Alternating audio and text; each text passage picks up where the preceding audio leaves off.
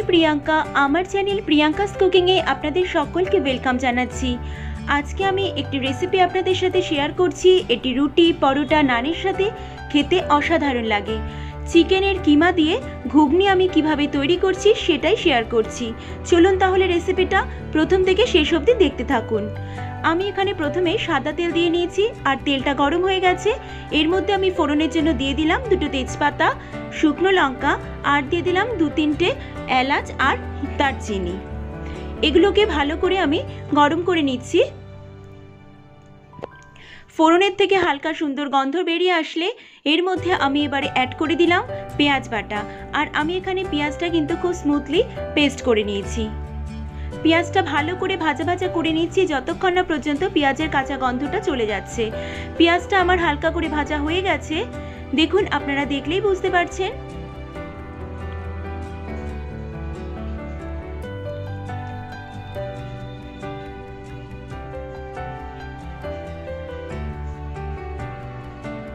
এবার আমি এর মধ্যে অ্যাড করে দিলাম আদা রসুনের পেস্ট। আদা রসুন আর পেঁয়াজটাকে কিন্তু ভালো করে আমি ভাজা ভাজা করে নেব যতক্ষণ না পর্যন্ত কাঁচা গন্ধটা চলে যাচ্ছে। আমার চ্যানেলের যারা নতুন বন্ধু আছেন তারা প্লিজ আমার চ্যানেলটিকে সাবস্ক্রাইব করে দেবেন আর পাশে থাকা বেল আইকনটি প্রেস করে দেবেন যাতে নতুন কোনো ভিডিও আপলোডের সাথে সাথে নোটিফিকেশনটা আপনাদের কাছে পৌঁছে যায়। আর যে সকল বন্ধুরা আমাকে প্রথম থেকে সাপোর্ট করে এসেছেন তাদেরকে অসংখ্য ধন্যবাদ। দেখুন, আমার পেঁয়াজটা কিন্তু আদা রসুনের সাথে খুব ভালো করে ভাজা ভাজা হয়ে গেছে আর তেলও সুন্দরভাবে ছাড়তে শুরু করে দিয়েছে।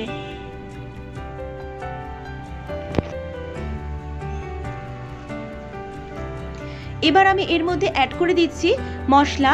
প্রথমে দিয়ে দিলাম হলুদ গুঁড়ো, তারপরে দিচ্ছি লঙ্কার গুঁড়ো, দিয়ে দিলাম জিরে গুঁড়ো আর দিচ্ছি ধনে গুঁড়ো। এবার আমি অ্যাড করে দিলাম জাস্ট কালারের জন্য কাশ্মীরি রেড চিলি পাউডার। এবার মশলাটাকে আমি ভালো করে পেঁয়াজ আদা রসুনের সাথে কষিয়ে নিচ্ছি।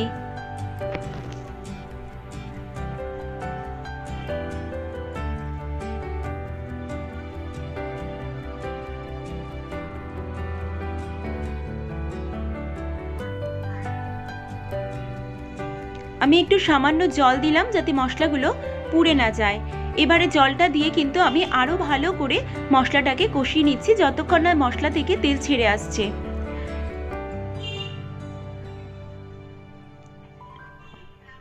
দেখুন, মশলাটা আমার ভালো করে কষে গেছে আর সুন্দরভাবে তেল ছাড়তে শুরু করে দিয়েছে।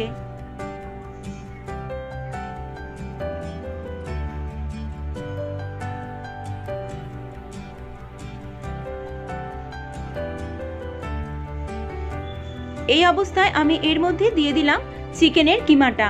এই চিকেন কিমাটা কিন্তু আমি আগে থেকে ভালো করে ছোট ছোট ছোট ছোট টুকরো করে নিয়েছিলাম আর আপনারা চাইলে দোকান থেকেও কিমা রেডি করে আনতে পারেন।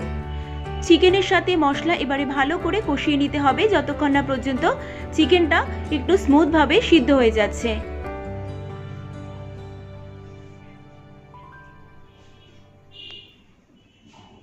নিত্য নতুন রান্না দেখতে গেলে আমার সমস্ত রান্নার লিঙ্কগুলো কিন্তু ডেসক্রিপশন বক্সে দেওয়া আছে, আপনারা চাইলে ওখান থেকে গিয়েও কিন্তু দেখে নিতে পারেন। স্বাদ মতো লবণ অ্যাড করে দিলাম আর দিয়ে দিচ্ছি সামান্য একটু চিনি। চিনিটা আমি জাস্ট ব্যালেন্স করার জন্য আমি দিয়ে দিলাম, কেউ চাইলে কিন্তু স্কিপও করতে পারেন। এবারে আমি ভালো করে মশলার সাথে মাংস আর নুন মিষ্টিটা ভালো করে এবারে মিশিয়ে নিচ্ছি যাতে চিকেনের মধ্যে সমস্ত কিছুর অ্যারোমা খুব ভালো করে এসে যায়।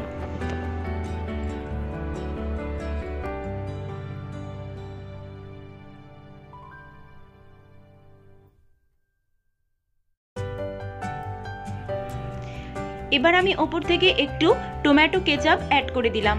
এটাও যদি আপনারা এর জায়গায় টমেটো বাটাও কিন্তু ইউজ করতে পারেন। আবারও আমি মশলার সাথে ভালো করে আমি চিকেনটাকে কষিয়ে নিচ্ছি। ভালো করে আমার তেল যতক্ষণ না ছাড়ছে ততক্ষণ না পর্যন্ত কষে নিলাম। দেখুন, আমার তেল ছেড়ে দিয়েছে মাংসর থেকে আর চিকেনটাও কিন্তু ভালোভাবে সিদ্ধ হয়ে গেছে। যেহেতু এটা চিকেন কিমা করা আছে সেই জন্য সিদ্ধ হতেও কিন্তু একদম টাইম লাগে না, কষতে কষতে কিন্তু চিকেন একদম সিদ্ধ হয়ে যায়।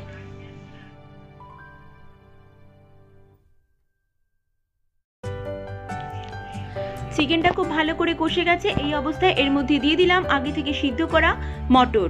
এই মটরটা আমি আগে থেকেই নুন দিয়ে একটু সিদ্ধ করে নিয়েছিলাম।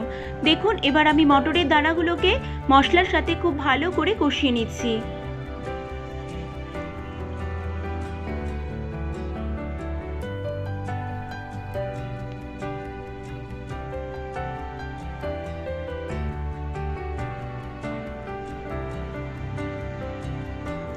দেখুন আমার মশলার সাথে কিন্তু মটর খুব ভালো করে কষে গেছে। আমি আরো কিছুক্ষণ নাড়াচাড়া করে নিচ্ছি।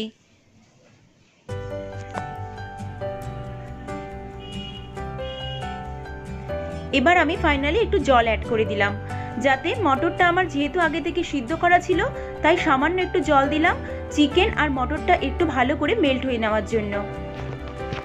জলটা দিয়ে কিন্তু আমি আর 10 মিনিট মতন কুক করলেই কিন্তু রেডি হয়ে যাবে। দেখুন আমি একটা ঢাকা দিয়ে দিয়েছিলাম, এবারে ঢাকাটা তুলে নিচ্ছি। আমার কিন্তু একদম মটরগুলো খুব ভালো করে চিকেনের সাথে মেল্ট হয়ে গেছে।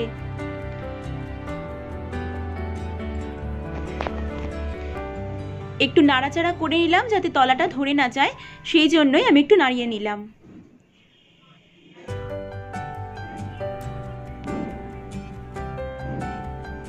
সবশেষে একটু অ্যাড করে দিলাম আমার ঘরে তৈরি করা গরম মশলা। আমি এখানে এলাচ, দারচিনি, লবঙ্গ আর সাজিরা আর সামরিচ দিয়ে কিন্তু শুকনো খোলায় ভেজে একটা মশলা তৈরি করে নিয়েছিলাম। এই মশলাটাই আমি কিন্তু ইউজ করেছি। চিকেন কিমা দিয়ে ঘুগনি কিন্তু আমাদের একদম রেডি হয়ে গেছে সার্ভ করার জন্য। তাহলে চলুন বন্ধুরা, আপনারা রেসিপিটা অবশ্যই বাড়িতে ট্রাই করবেন আর আমাকে কমেন্ট করে জানাবেন। ভালো লাগলে লাইক করবেন, শেয়ার করবেন। আজকের মতন এই পর্যন্তই। আবার নতুন রেসিপি নিয়ে দেখা হচ্ছে পরের পর্বে। ভালো থাকুন, সুস্থ থাকুন।